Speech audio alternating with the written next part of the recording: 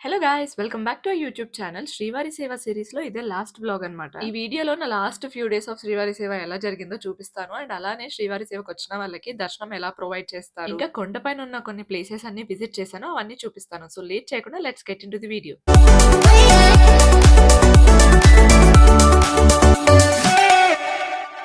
ఇదైతే day 5 of my శ్రీవారి సేవ అన్నమాట. యాక్చువల్లీ చాలా మంది అడిగారు డైలీ ఒకే సేవ ఉంటుందా అని చెప్పేసి. ప్రెజెంట్ అయితే డైలీ అందరికి 7 డేస్ సేమ్ సేవ ఇస్తున్నారు. నాకు సేవ వచ్చేసి వెంగమాంబ అన్న ప్రసాదంలో పడిందన్నమాట. 8 AM నుంచి 2 PM వరకు ఉంటుంది. అందులోనే బ్రేక్‌ఫాస్ట్ వస్తుంది. లంచ్ కూడా వస్తుందన్నమాట. సేవ కంప్లీట్ అయిపోయాక అనంతలవర్ల తోటకెళ్దాం అనుకున్నాను. బట్ నాకు అడ్రెస్ అంతగా తెలీదు. సో మీరు కూడా కన్‌ఫ్యూజ్ అవ్వద్దు నాలాగా అని చెప్పి మీకు చెప్తున్నాను. ఈస్ట్ మాడవీధి లైన్ ఉంటుంది కదా! సుపథం అవన్నీ ఉంటాయి. సో అందులోనే స్ట్రెయిట్‌గా వస్తే సౌత్ ఈస్ట్ కార్నర్‌లో మనకైతే అనంతలవర్ల తోట కనిపిస్తుంది. చాలా మందికి అనంతలవర్ల స్టోరీ అండ్ హిస్టరీ గురించి తెలిసే ఉంటుంది. బట్ ఈ తోట గురించే చాలా మందికి తెలీదు. అప్పట్లో స్వామివారిని అలంకరించడానికి యూజ్ చేసే ఫ్లవర్స్ అన్ని ఈ తోటలో నుంచే వెళ్ళేవన్నమాట. ప్రెజెంట్ అయితే ఇక్కడ వాళ్ళ వంశీకులు ఉంటున్నారన్నమాట. సో వాళ్ళ దగ్గర కూడా మాట్లాడాను. చాలా బాగా మాట్లాడారు. నేను వెళ్ళింది ఈవినింగ్ టైంలో కాబట్టి అప్పటికి పల్లకి సేవ స్టార్ట్ అయింది. ఈ సౌత్ ఈస్ట్ కార్నర్ లో అయితే వీళ్ళ వంశీకులు ఎవరైతే ఉన్నారో ఇక్కడ వాళ్ళే ఎవ్రీడే హారతి ఇస్తారంట. అక్కడుండే ఒక అతను వాళ్ళతో పాటు నన్ను కూడా జాయిన్ అవ్వమన్నారు. ఇన్ని డేస్ అయింది తిరుమలకి వచ్చి, కానీ ఫస్ట్ టైం మలయప్ప స్వామిని అంత దగ్గరగా చూసే అవకాశం దొరికింది.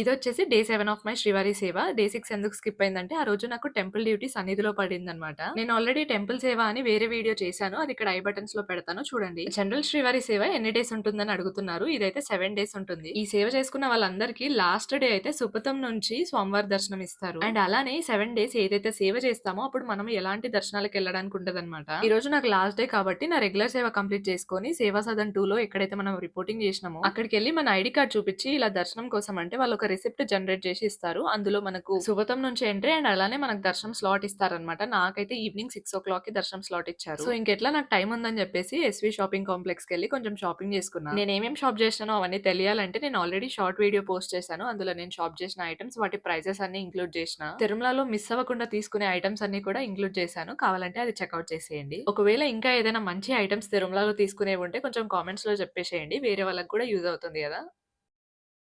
సో నాకు ఇవాళ లాస్ట్ డే ఆఫ్ మై శ్రీవారి సేవ. ఇవాళ వచ్చేసి నాకు దర్శనం ఇచ్చారు. 6:00కి దర్శనం ఉంది. సో అప్పుడు 4:30 అవుతుంది. 5 వరకు అక్కడ రీచ్ అయిపోతాను.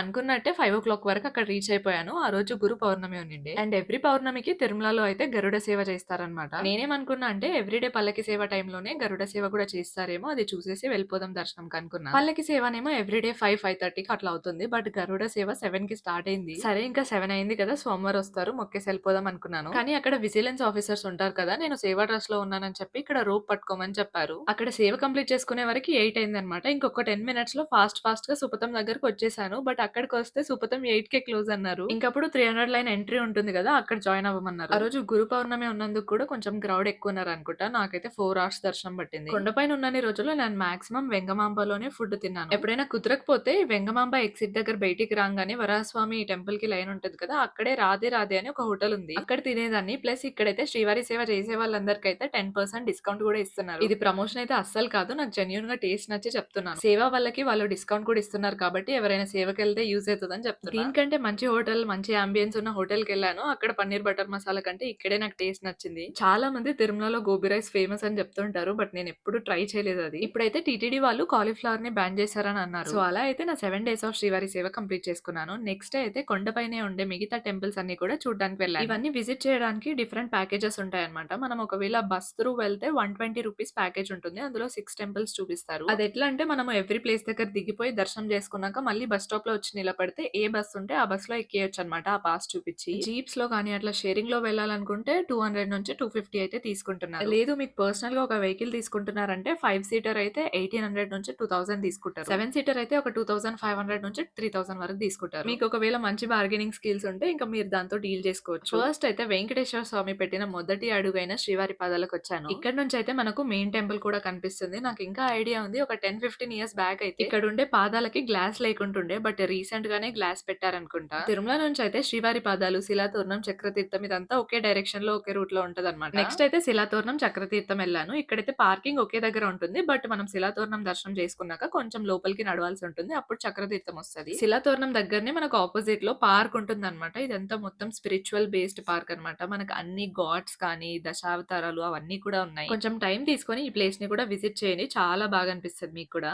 ఇక్కడైతే చూడండి దశావతారాలు అని చెప్పి ఒక థీమ్ ఉందన్నమాట. మీరు కూడా చూడొచ్చు. మత్స్య ఇక్కడుంది. కూర్మ, వరాహ, నరసింహ, వామన, పరశురామ, రామ. శ్రీరాముడు పక్కన ఉన్న ఐడిల్ నాకు కరెక్ట్‌గా కనిపిస్తలేదు. అదేంటో మీకు తెలిస్తే చెప్పండి. శ్రీకృష్ణ ఇంకా కల్కి అవతారం. ఇంకా ఈ పార్క్ అంతా చూసేసాక నెక్స్ట్ కొంచెం వాక్ చేయాల్సి ఉంటుంది. అంతా వాక్ చేశాక మనకు చక్రతీర్థం వస్తదన్నమాట. సో, ఇంక అక్కడికైతే వెళ్ళాను. ఈ వాటర్ కనిపిస్తుంది కదా! ఇదే చక్రతీర్థం అని అంటారు. ఇక్కడి నుంచి ఇంకా ముందుకు కొంచెం దూరం నడుస్తే అక్కడే చిన్న శివాలయం లాగా ఉంటుందన్నమాట. ఎవ్రీ ఇయర్ ఒక మంత్‌లో అయితే ఇక్కడ వార్షికోత్సవాలు కూడా జరుపుతారు. చాలా మంచి సెలబ్రేట్ కూడా చేస్తారు. చెప్పాను కదా! ఈ 3 ప్లేసెస్ అన్నీ తిరుమలకి ఒక డైరెక్షన్‌లో ఉంటాయని. మిగతా నెక్స్ట్ చూపించే 4 ప్లేసెస్ అయితే తిరుమలకి ఇంకో డైరెక్షన్‌లో ఉంటాయి. నెక్స్ట్ అయితే పాప వినాశనంకెళ్ళాను. ఈ ప్లేస్ గురించి ఒక హిస్టరీ చెప్తాను. వెంకటేశ్వర స్వామి భక్తుడైన తిరుమల నాంబి స్వామివారికి అభిషేకం కోసం ఇక్కడి నుంచే వాటర్ తీసుకెళ్లేవాళ్ళంట. ఒకరోజు అలా వాటర్ తీసుకెళ్తుంటే వెంకటేశ్వర స్వామి వేటగాడి రూపంలో వచ్చి వాటర్ ఇవ్వమని అడుగుతారు. తిరుమల నాంబి రిఫ్యూజ్ చేస్తాడన్నమాట. సో వేటగాడు ఆ కుండకి హోల్ పెట్టి అందులో నుంచి వాటర్ తాగేస్తాడు. టెంపుల్ ముందుకొచ్చాక తిరుమల నాంబి అప్పుడు రియలైజ్ అవుతాడన్నమాట. వాటర్ అన్ని అయిపోయాయి అని ఫీల్ అవుతుంటాడు. అప్పుడు వెంకటేశ్వర స్వామి అదే వేటగాడి రూపంలో వచ్చేసి నువ్వు అంత దూరం ఎలా నడుస్తావు? దాన్ని ఇప్పుడు ఆకాశగంగకి షిఫ్ట్ చేద్దామని ఈ ప్లేస్ ఆకాశగంగకి అయితే షిఫ్ట్ చేశారు. అలా పాప వినాశనం ఆకాశగంగ చూసుకున్నాక నెక్స్ట్ అదే దారిలో జపాలి ఉంటుంది. సో జపాలికి అయితే వెళ్ళాను. యాక్చువల్లీ 3 మంత్స్ బ్యాక్ ఫ్యామిలీతో పాటు తిరుమల వచ్చిండే. అప్పుడు వీడియో పోస్ట్ చేసినప్పుడు జపాలి మిస్ అయిందని చాలా మంది కామెంట్స్ చేశారు. ఐ థింక్ 25లో తిరుమల వచ్చినప్పుడు జపాలి చూసాను. ఇంకా తర్వాత మళ్ళీ 26లో ఇప్పుడే చూడడం. అప్పుడు కూడా ఫస్ట్ టైం జపాలికి వచ్చానని వీడియో పెట్టాను. అది ఐ బటన్స్ లో పెడతా. లాస్ట్ టైం వచ్చినప్పుడు స్టెప్స్ రూట్ మాత్రమే ఉండిండే అనమాట. బట్ ఈసారి కొంచెం పక్కన మట్టి రోడ్ లాగా కూడా ఉందన్నమాట. అందులో చాలా మంది కూడా వెళ్తురు. బట్ అది కొంచెం రిస్కీ అండ్ అడ్వెంచర్ లాగా కూడా ఉంటది. స్టెప్స్ త్రూ వస్తే ఒక 1 to 2 కిలోమీటర్స్ వరకి నడవాల్సి ఉంటుంది. బట్ అది కూడా ఎట్లా అంటే ఫస్ట్ కొండ ఎక్కుతాం అనమాట స్టెప్స్. తర్వాత మళ్ళీ కొండ దిగాలి. ఇది దిగడం ఈజీయే కదా! జపాలి హిస్టరీ గురించి నేను చెప్పడం కాదు. మీరే నాకు కామెంట్స్ లో చెప్పండి. సో అట్లా ట్రెక్ చేసినాక టెంపుల్ అయితే రీచ్ అయ్యాను. ఇక్కడైతే చాలా క్రౌడ్ ఉన్నారనమాట.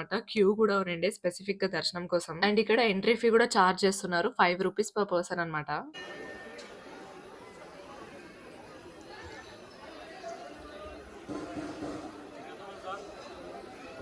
లిటరల్లీ చెప్తున్నాను. నేనిట్లా క్యూ ఉంటదని ఎక్స్‌పెక్ట్ చేయలేదనమాట. మీరు వెళ్ళినప్పుడు క్యూ నిండేనా? క్యూ చూసి ఫస్ట్ నేను దర్శనంకి ఇంకెంత టైం పడతదో అనుకున్నాను. బట్ ఏం లేదు. జస్ట్ క్యూ ఒక 10 మినిట్స్‌లో అయిపోయింది. వన్ థింగ్ నేను మన ఫాలోవర్స్‌కి, సబ్‌స్క్రైబర్స్‌కి చెప్దాం అనుకుంటున్నాను. నేను ఈ తిరుమల సీరీస్ స్టార్ట్ చేయకన్నా ముందు ఉన్న కౌంట్ వేరు అండ్ ఇప్పుడున్న కౌంట్ వేరు. I feel like it's all because of Venkateswara Swamy and మన సబ్‌స్క్రైబర్స్ అందరికీ కూడా thank you so much for subscribing. నేను ఇవాళ మార్నింగ్ లేసి చూస్తే మన యూట్యూబ్ ఛానెల్‌కి 10,000 సబ్‌స్క్రైబర్స్ వచ్చారు. అండ్ ఇన్‌స్టాగ్రామ్‌లో అయితే 25,000 ఫాలోవర్స్ వచ్చారు. Coming back to the video దర్శనం అయితే కంప్లీట్ అయిపోయిందనమాట. అండ్ రిటర్న్ వెళ్దాం అనుకునే టైంకి ఫుల్ వర్షం పడింది. సో ఇంక అక్కడే ఆగిపోయినా. జపాలిలో ఈ కలర్ వాటర్ గురించి చాలా న్యూస్ వినే ఉంటారు మీరు. బట్ టీటీడీ వాళ్ళైతే ల్యాబ్ టెస్ట్ చేయించి మనకు క్లారిటీ ఇచ్చారనమాట. ఈ వాటర్ అయితే clean and safe to drink. So Japali నుంచి నెక్స్ట్ అయితే నేను వేణుగోపాల్ స్వామి టెంపుల్‌కి వెళ్ళాననమాట. ఇది చాలా నియర్ బై లోనే ఉంటది. లిటరల్లీ చెప్తున్నాను తిరుమలలో షాపింగ్ చేసే వాటికంటే వేణుగోపాల్ స్వామి టెంపుల్ గాని, పాప వినాశనం ఇక్కడ షాపింగ్ చేస్తే ప్రైసెస్ అయితే చాలా తక్కువగా ఉన్నాయి. నేనైతే ఇక్కడ ఒక చిన్న వెంకటేశ్వర స్వామి ఐడిల్ తీసుకున్నాననమాట. అది జస్ట్ 50 రూపీస్‌కే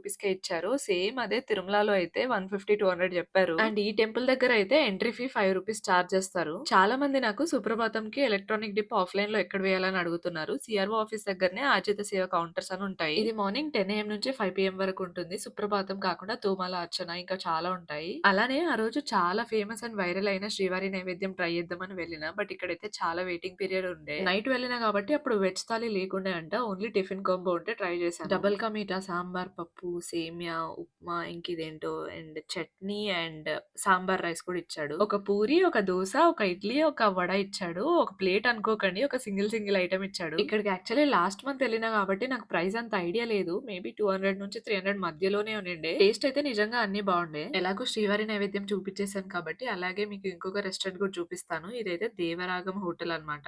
ఒకవేళ పీక్ హార్స్ ఉంటే ఇక్కడ కూడా వెయిటింగ్ టైమ్ ఉంటదన్నమాట. బట్ యాక్చువల్లీ నాకైతే ఇక్కడ థాలి చాలా నచ్చుతది. ప్రైసెస్ కూడా నాకు అఫోర్డబులే అనిపిచ్చింది. హాస్పిటాలిటీ యాంబియన్స్ కూడా చాలా బావుంటదనమాట. బయటయితే ఒక చిన్న పాన్ స్టాల్ కూడా ఉంటదనమాట. ఈ కింద ఫ్లోర్ అంతా ఉంది కదా! ఇదైతే మొత్తం డైనిన్ అనమాట. పైనొచ్చేసి బఫే గూడా ఉంటది. బఫే కొన్ని ఐటెమ్స్ మాత్రం అన్‌లిమిటెడ్ ఉన్నాయి. అండ్ గైస్ మళ్ళీ మళ్ళీ చెప్తున్నాను. ఇందులో ఏది ప్రమోషన్ కాదు. నాకు నచ్చి జెన్యూన్‌గా చెప్తున్నా.